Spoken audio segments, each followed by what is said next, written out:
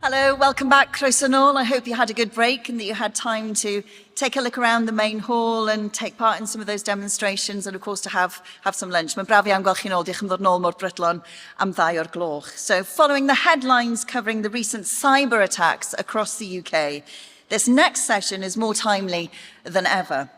Hosted by Silver Partner Cyber Innovation Hub, this keynote speech and panel session brings together experts shaping the future of cyber resilience. They will dig into how organisations in Cardiff Capital Region are addressing today's cyber threats and how collaboration is key to staying ahead. So to explain more, please welcome Professor Pete Burnap from Cyber Innovation Hub, who'll be chairing the panel session. Please make him feel very welcome.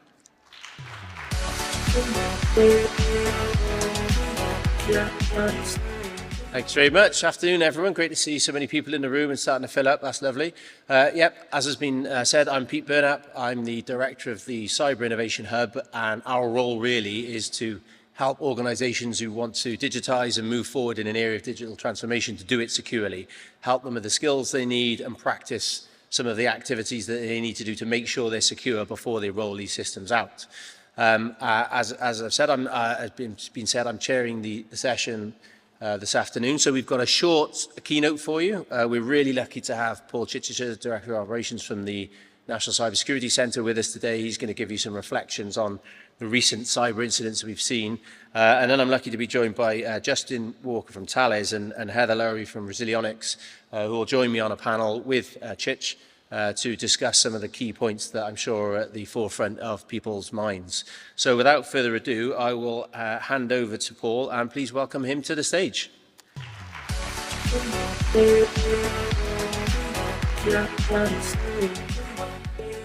Good afternoon, Pranam Da. So it's an absolute pleasure to be here speaking at Wales Tech Week.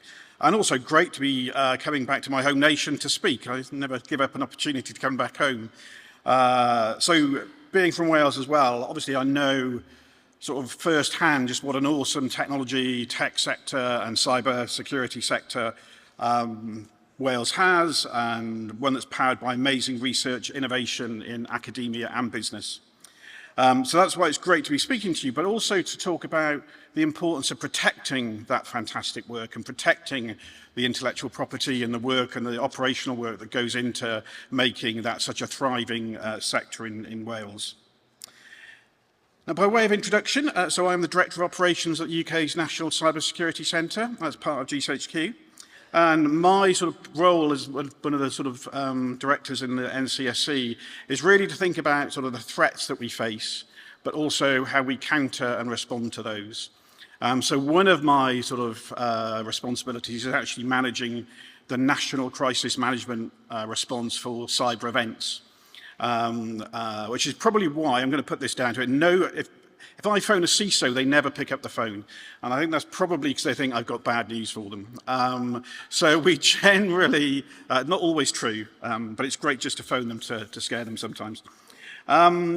So very much, spending a lot of our time working with organizations when they're having a bad day, unfortunately, but also trying to increasingly work with them before they have a bad day and help them actually prepare for that. And that's really sort of one of the themes that hopefully we'll bring out this afternoon. Now, over the past few weeks and months, we've seen some household names and some really sort of high-profile cyber incidents across all sectors of the economy.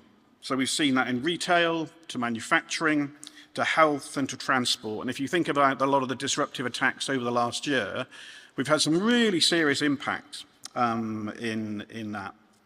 I sort of reflect for those that track these things, and you were looking at the UK GDP results last week, you'll note that the Office of National Statistics put the Jaguar Land Rover disruption had an impact of 0.17% on GDP. And I think that's the first time really we've had an incident where the actual GDP of the country has been affected in such a stark way. And that was the difference ultimately between growth and sort of shrinking the economy. Well, those are just the incidents that hit the headlines. And while we can all sort of remember some of those, for us in the NCSC, we deal with that every day. So In the 12 months up until August this year, my team supported 529 incidents. And when we dig into those numbers, about half of them crossed our desks were what we would categorise as nationally significant. So something that would need the government to lean in, help the victim, coordinate the national response to that kind of thing. And not all of them become public. If we do our job properly, victims recover. But obviously sometimes it does make the media.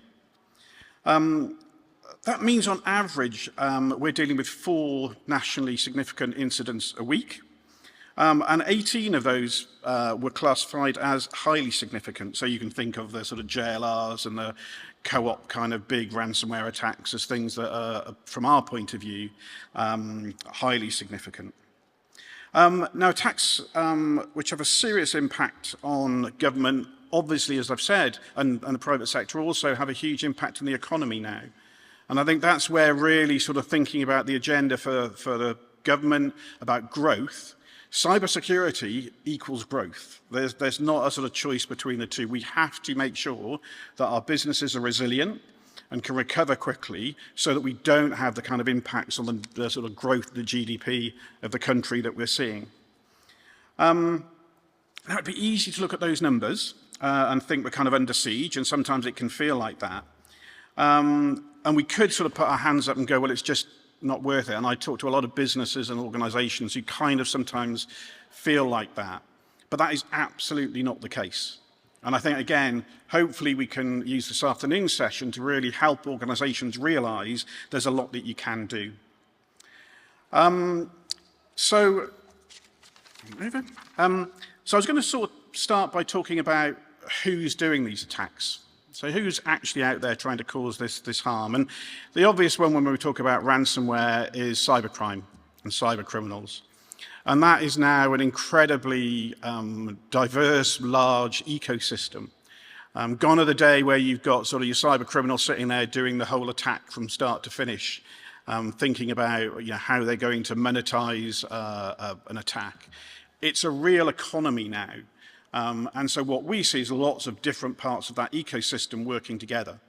Organizations, criminals stealing your credentials, finding vulnerabilities, getting access to systems, and then handing off to a really mature, unfortunately, business model around ransomware.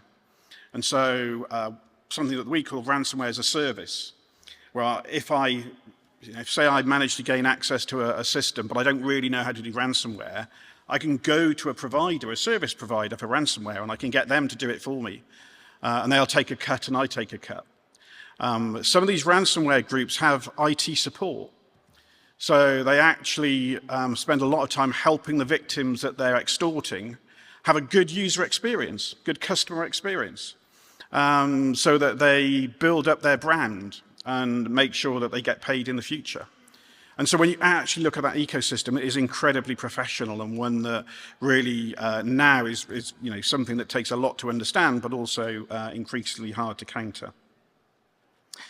As I say, a lot of these attacks from ransomware groups are what you would probably call indiscriminate. So they don't really set out to target a particular sector. On the whole, they're taking the sort of service that people come to them with and seeing what they can monetize it for. And so that means that from our point of view, when we look at the sort of types of incidents we deal with, they affect everybody. Nobody's immune from that kind of criminality. And so sadly, we see the public sector, the private sector, schools, we see charities. I mean, people will have seen, I'm sure again over the last sort of few months, the targeting of a children's charity. We see a lot of sort of examples of targeting the health sector. There was a large compromise and incident last year around Synovis. So these people have no qualms and no real morals or ethics in terms of what they go after. At the end of the day, for them, it's all about the money. So criminality is a huge challenge for all of us, and I'll come back to some of the ways that we see that threat manifest. But I'll also touch on, from an NCSC point of view, we also think about nation states. So another part of our role is thinking about what are our big sort of adversaries in the cyber domain, thinking about and what are they using sort of cyber operations for. So Russia, China, Iran, and North Korea are states that we've talked about in the past. And again, so a lot of our team's work is looking at those kinds of attacks. And what are they looking to achieve? Not necessarily making money, but classic espionage, really thinking about, what's either getting government secrets, military secrets, but also intellectual property. So again, always thinking about the UK's edge, which is and has always been its knowledge, its expertise, its research. Those are things that our adversaries want to steal. Why should they put all the effort in that you're putting in and others are putting in to develop product when they can just steal it? And so again, really thinking about that threat and making sure that we're not making it easy for our adversaries to kind of re-innovate and outcompete us. But we also see states using more disruptive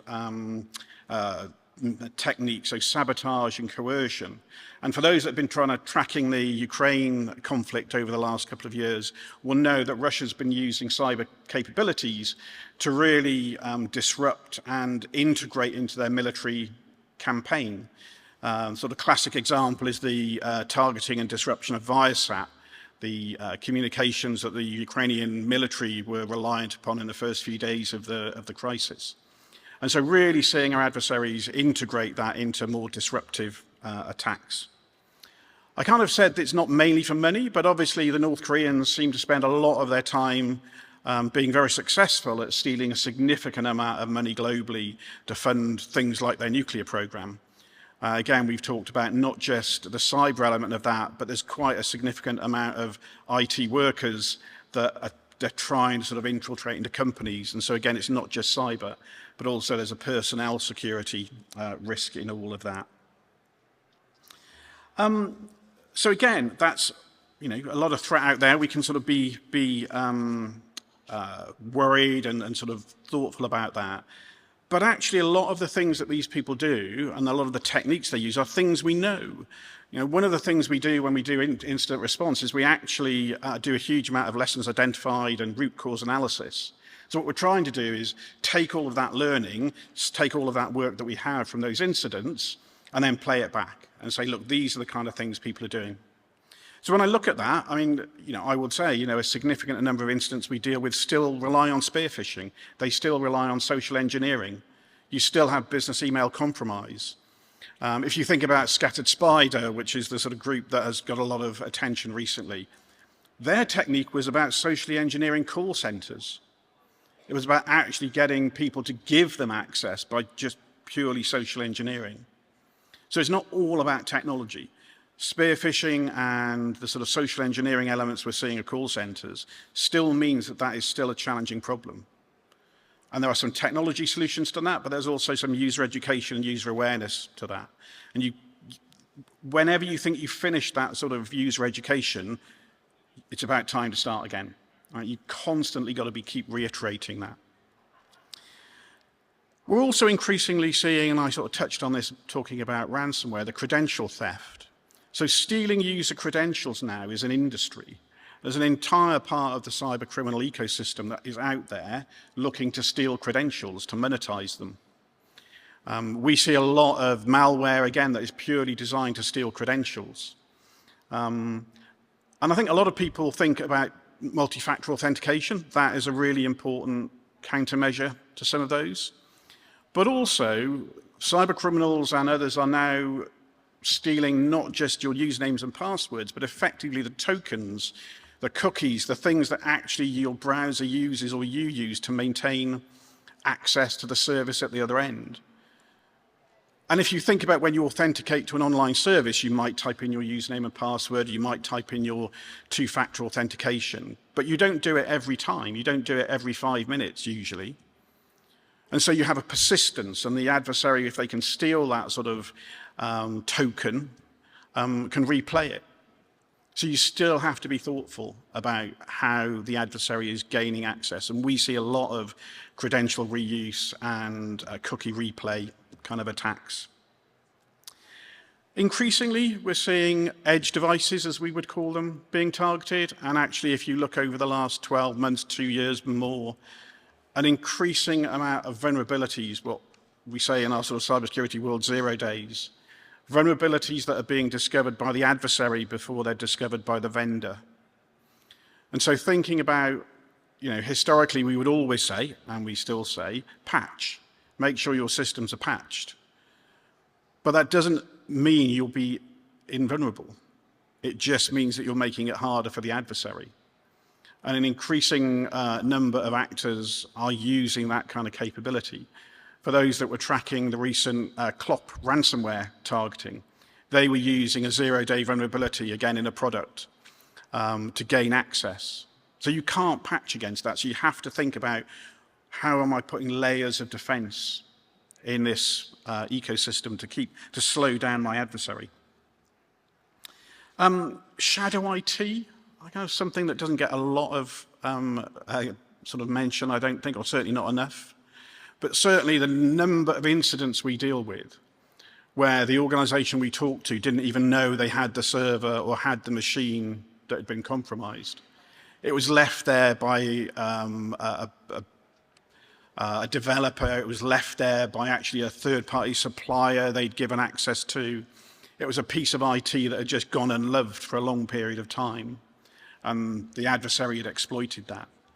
And so I very much stress to think about how you identify that kind of that estate. And finally, what I would talk about, vulnerabilities that we see and where are the adversaries being successful, third-party supply chains. The one thing I'll sort of touch on there is software as a service. Now, software as a service, cloud provisioning is absolutely a fantastic set of, an opportunity. It's giving us access to technology, and it's giving us access to services that we all are absolutely reliant upon. But you have to remember you can't outsource the risk to those suppliers. And the number of times we're seeing those suppliers then being compromised and ultimately the impact being felt on the organization using them.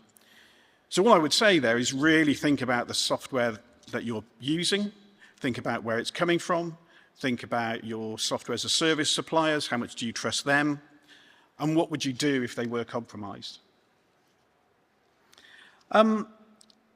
So those are some of the ways that adversaries are getting in. In terms of sort of defending against that, again, these are vulnerabilities that we can protect against. We, as the NCSC, are obviously very keen to encourage people to take up Cyber Essentials, which is a baseline set of standards and minimum standards that we encourage every organisation in the UK to take up. For a lot of organisations, that comes, for small businesses, that comes with free insurance paid for by the government. So again, these are things that we're really keen to help organisations become more resilient. And for larger organisations, the senior leaders and board members of those organisations, we've got things like the recently launched cyber governance training, again, to help organisations.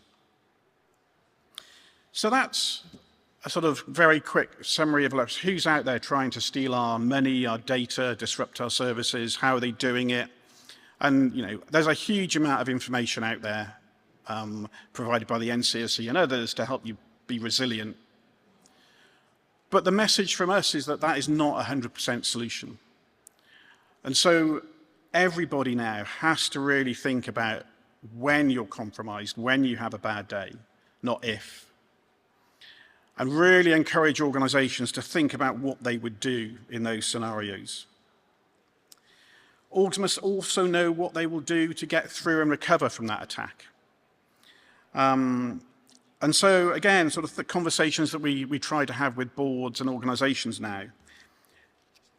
If your IT infrastructure was crippled tomorrow and all your screens went blank, could you run your organisation? Do you know what your response is? Can you supply your products to the shelves? Can you actually maintain operational resilience?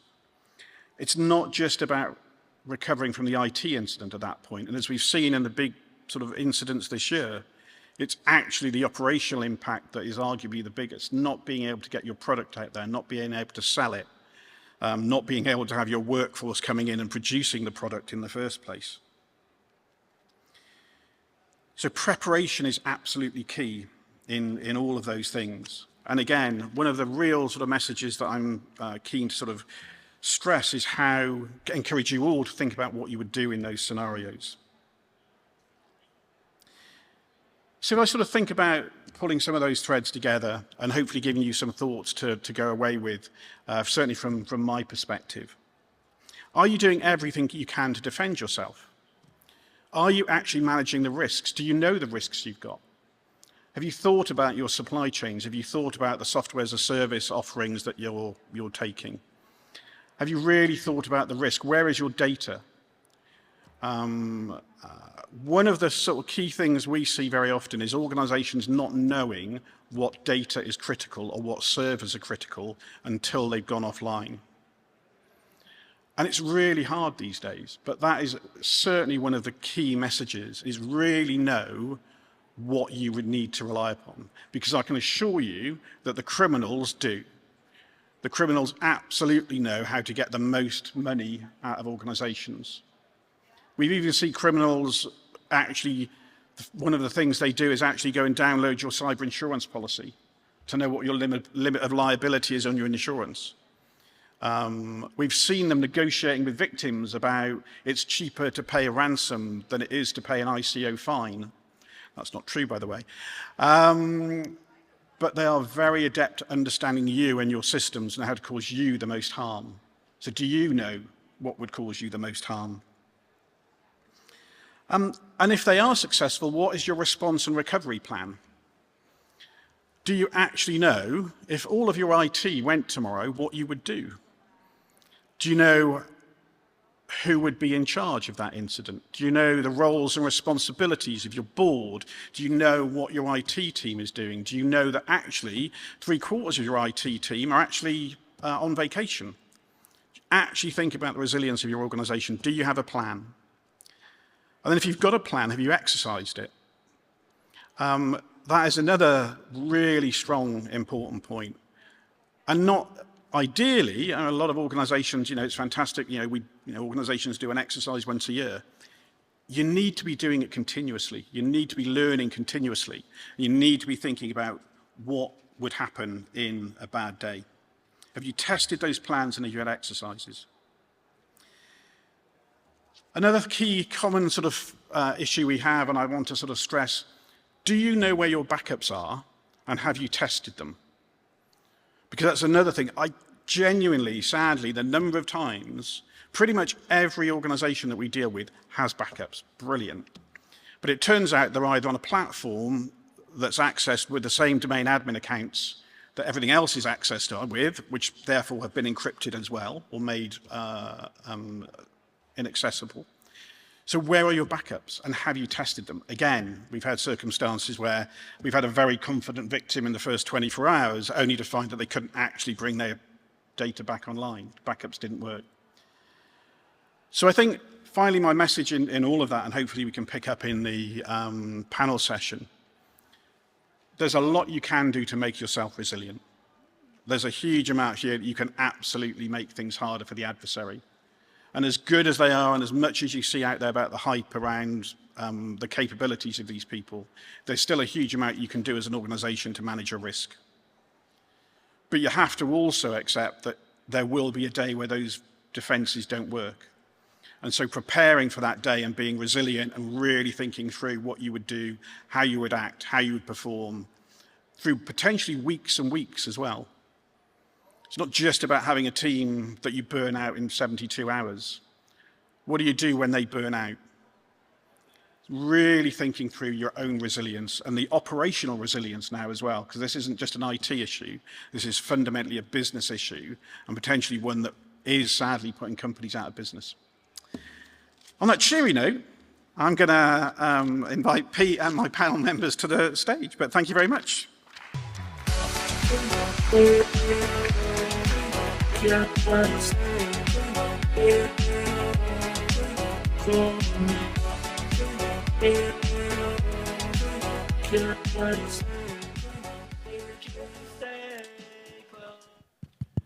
We're on. Thank you. Thank you, Chich. I like to think I know a little bit about this, and even I'm stressed, so I don't know how the rest of the room's feeling after that. But I think it's really important to get, from a technical authority, those perspectives out there and really reinforce what is reasonably basic stuff, actually, that perhaps isn't necessarily taken to as full as it could be within organisations, because organisations are just doing what organisations try and do, which is make money. But ultimately, if it all goes wrong, you're not going to make any. So thank you very much for that and for those insights. So yeah, we're going to move into a short panel now. And I've got a few questions to sort of build on those points that Church has made. But before I do so, I'll allow Heather and Justin a couple of seconds each to introduce themselves and their backgrounds and where their interest comes from.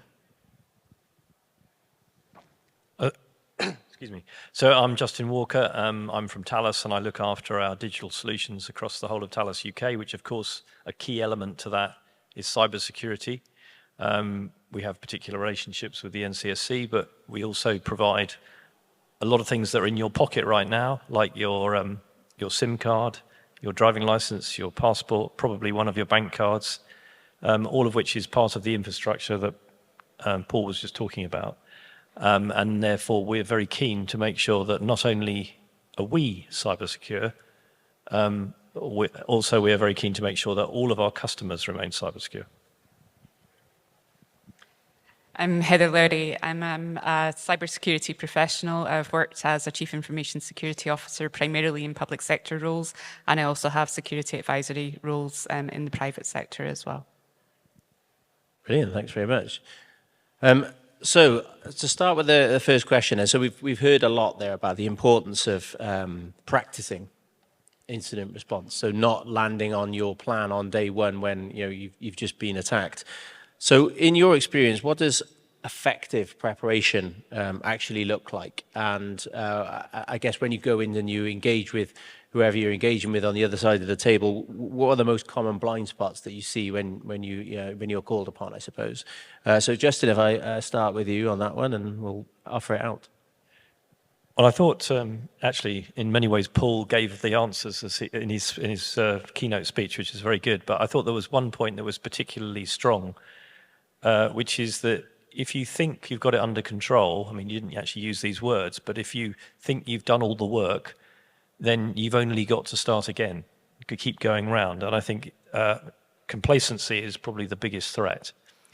And so a level of humility against the risk and have we done enough is required constantly, which is a bit stressful, but it's the approach that's needed.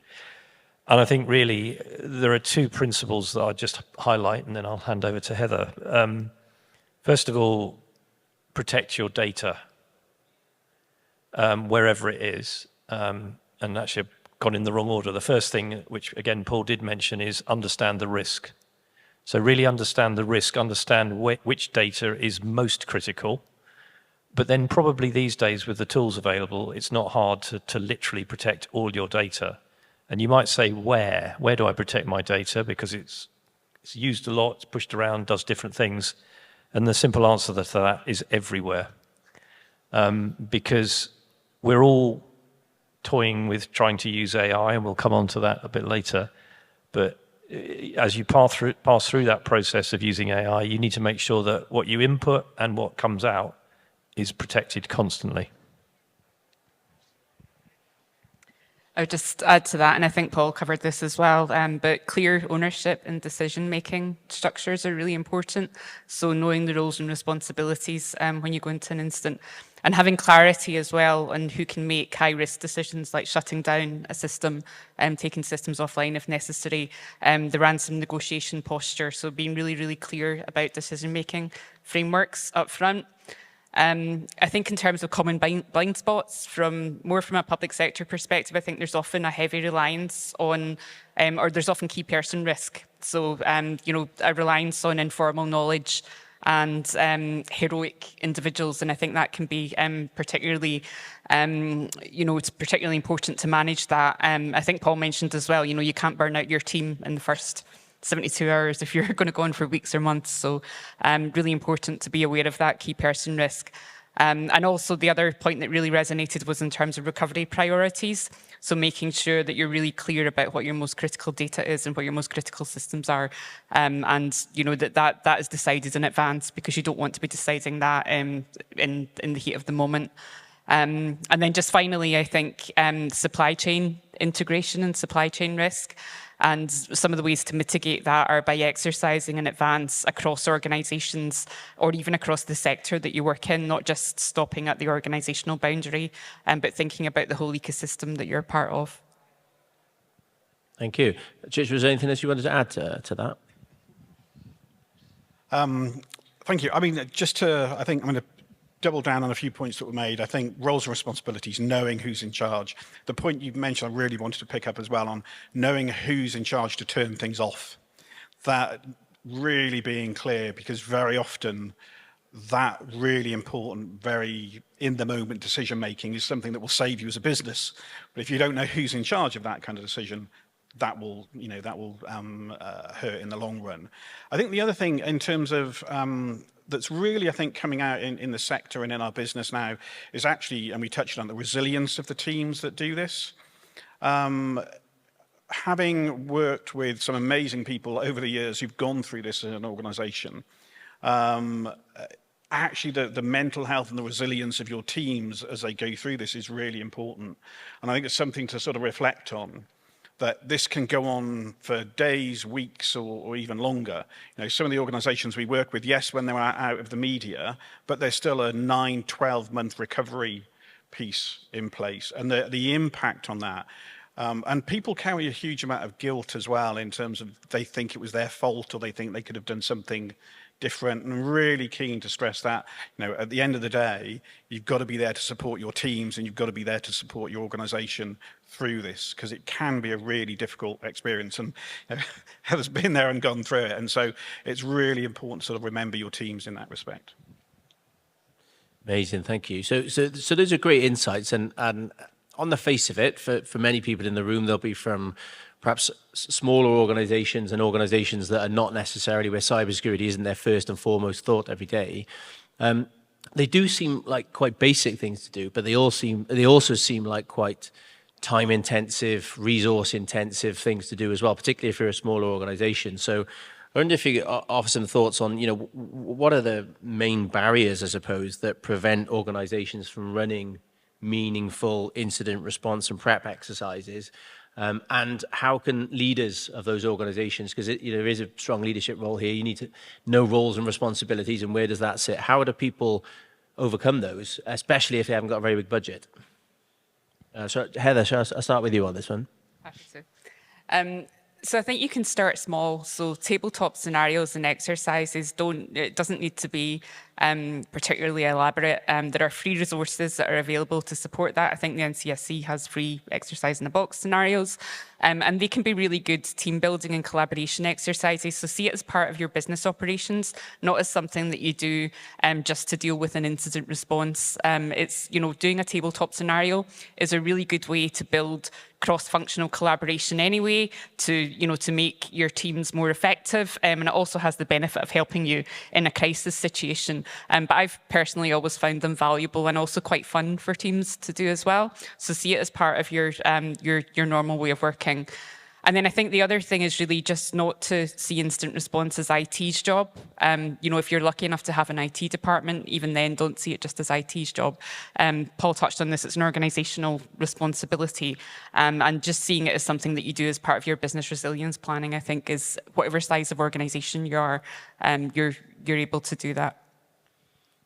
Really, I love that point as well. I mean, all organisations do team building exercises, right? And we've all been there, and sometimes they're a bit flat and a bit boring. What better way than taking down your organisation and seeing how we deal with it? That's a great shout. I love that. Justin.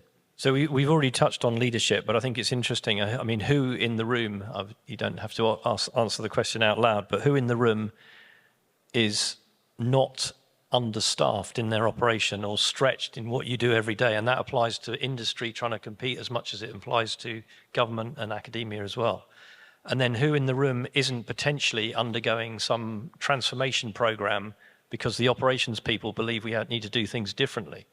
So all of those push you to a situation which means resilience, which should be an absolute priority, gets pushed down the priority list, and then perhaps isn't the thing that the leader of your organization is worrying about. And I think that's the first problem, because it means that what should be resilience and actually could potentially, and we've seen strong lessons in the last year, is not dealt with as a high enough priority. And then I think the people that we make responsible, whether it's perhaps finance, sometimes in the more optimistic cases, but in many cases in industry, it's the IT or the CISO team, are not able to communicate in terms of the potential outcomes in relation to your own business. And I know that's something we've talked about for the last decade, maybe longer. But that's something that I think all of us in a senior position need to learn to do, is to help the computer scientists and the technical people get to the point of saying, in very few words, this is what this could mean to your operation or your business, so that people kind of get the fact that they actually should give some time to it. So I think it's really, in essence, it's lack of understanding of the potential threat for your business. I saw it happen to someone else, but what about me? And lack of prioritization of that resilience. Chich, anything to add on that? I only just wanted to pick up the point, because you talked about, if you're a small business or a small organization, and I think it is challenging. I think, as Heather says, there are tools online. You can actually bring in organizations that we accredit to do exercises. They're small businesses themselves, usually under IASME and that sort of community in the cybersecurity sector. But also, I have lots of friends who run small businesses. Again, club together. Just kind of think about how you can actually source some of that training. You don't have to just do it in your organization. What does a small group of companies getting together do that? It can, again, it is, I can tell you now, it's way more fun doing it as an exercise than it is for real. So, think about how you make a virtue of that, and think about how you do it in that. It is really helpful. And you always learn. It doesn't matter how good an organization you are, they'll always be learning from it. Brilliant, thanks. It largely answered the next question I was going to ask, so I'll skip that one in the interest of time. But just to pick up on one point, because you mentioned this in your keynote, Chich, it's around the software as a service problem and the software that you use in the third-party software. There's a lot of that out there, particularly, again, in smaller organizations at the moment. Like, where do you start with trying to sort of inventory your software and really get an idea? And how do you even do anything with that information when you have it? I mean, there's a lot of experience. I think one of the things, again, it's back to a whole of an organization response, because the person I go to know what IT I've got is my procurement department. I go to the people with the money.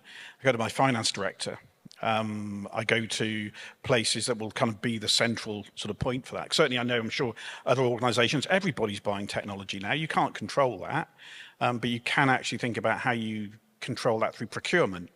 So a key role that procurement and finance can play in this is actually thinking about the contractual responsibilities they put on people. So again, make it a whole of organization problem. Ultimately, you have to, everybody's got a role to play in helping you respond and recover in this. Yeah, and I think that's a good response from Paul. But I can just say that for a while, maybe it was about 10 years ago, I ran a small SME that had 60 people. And the cry, if you like, from a lot of government departments was ISO 27001 and Cyber Essentials Plus. And the plus is important because it makes a huge difference to the standard that you meet. And we managed to deliver those within the SME that I was in, because we felt we needed to, because we were selling cybersecurity apart from anything else. But we managed to do it in 6 months. So I would at the same time, the MOD was demanding that all SMEs be compliant, and the larger companies were sort of supporting the SMEs in refusing to be. And so it was an interesting situation. So I think it's just there's no excuse anymore. The evidence is we should all force all of our supply chain services and products to reach a minimum standard. Anything else to add? Paul and Justin have covered it. So I think follow the money is great advice in an organisation to work out who's buying products, and Cyber Essentials Plus is great. Brilliant. So just to summarise on those questions, then I guess if there's an opportunity to do a range of different things, and there is a possibility there that you end up doing those things to tick a box. So if you were to give sort of one piece of advice, like what do you see in terms of practical methods and approaches that help differentiate organizations who actually improve by doing that incident response exercises versus those who tick a box? If it's just one sort of takeaway. You got the mic, Heather, so you feel free to start. So I would say treat it as a learning practice, not as a compliance requirement. So if you treat it as part of your continuous improvement and your learning, and you make a virtue out of it, you identify lessons, track them through to completion, assign owners responsibilities, then that stops it becoming a tick box exercise. Brilliant. I think probably you could look for the evidence in the same way as you look for the evidence that's very strict on health and safety. So it's not about the organisation talking to the experts or the leaders in the organisation. It's about going around and questioning within the organisation. Does the organisation as a whole understand the risks because it's been worked out, analysed, communicated? And does the organisation as a whole come together to manage those risks? And part of that differentiation is obviously through running the exercises that we talked about at the beginning, but are those exercises run regularly and are they known about? And does the organisation therefore feel fit, as Paul said, to run? I mean, maybe it doesn't have to be running your organisation without IT. Maybe it's you design it like a ship with different compartments and you allow a couple to flood and then carrying on running it with the rest. But how have you thought about that? Thank you. I think just building on that, I think the key phrase I would take from that is continuous improvement and development. I mean, you have to see resilience like that and building that resilience. I mean, you can call it getting match fit, you can call it sort of all different things. But I think thinking about exercising in a sort of multi-year process as well, exercising is great and you can learn a lot from it, but you have to learn a lot from it. So formally building in those kind of lessons identified, what actions you're going to take from those exercises, and then tracking that into the next one that you run so that you really are demonstrating continuous improvement. And I think that's where, again, boards have a really important role here to sort of demand that continuous improvement. Audit committees have a huge role here in demanding that, just like anything else, businesses, organizations are clearly demonstrating continuous improvement over time. Fantastic.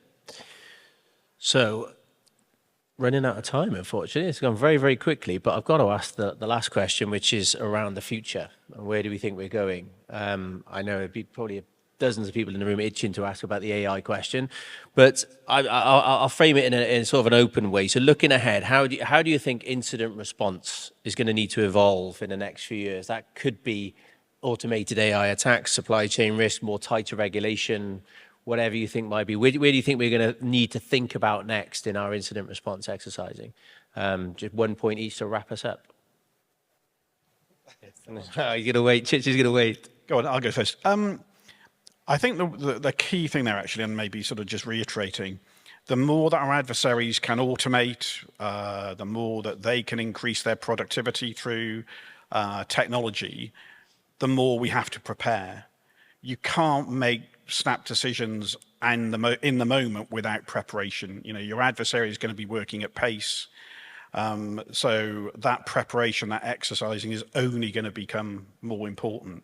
Yes, you can start codifying that in technology. Yes, there are some amazing, pieces of work going on out there in terms of how defenders use some of those orchestration tools and AI. But fundamentally, I think it still comes back to that preparation and really thinking about how you would respond. Thank you. I think the thing about AI, which is most scary in the hands of the bad guys, is scale. So today, I think the human element's really important. Paul talked about it. The fatigue of people that fall victim to a serious attack, and I know a lot more about the Capita case as another example, where people were absolutely exhausted. I think that fatigue risk is so much higher if you've got the scale. And I guess what I would say is the answer to it is you've got to have effective AI on the inside. So you need to use AI. And if anybody wants to talk to me about how you do that, please come and see me afterwards. Love it. Just building on those points, I would say prepare for converged threat scenarios, so hybrid threat scenarios in practice, handling AI-generated misinformation, deepfake, comms, synthetic social engineering. So really prepare for information chaos as well as the actual technical incident response. So the information environment is just as important as the work that you do in terms of incident response. Think about how to run with degraded services, so how you gracefully degrade, resilience engineering and these kind of concepts. And I really like a paper that you've written, Pete, about operations-informed incident response. So I think that's a useful mindset for us all to start to adopt, about how we really have that operational awareness built into our incident response procedures and enabling us to continue to operate in the face of significant disruption. So I'd like to see more in that space. Fantastic. Well, that draws us to a close. So Heather, Justin, Paul, thanks so much for your time coming here today and giving us your insights. I'm sure the people in the room really appreciate it. You've got some takeaway messages to go and think on, and hopefully you'll still sleep tonight. But if you could just join me in showing some appreciation to our panel this afternoon, and thank you very much for your attention.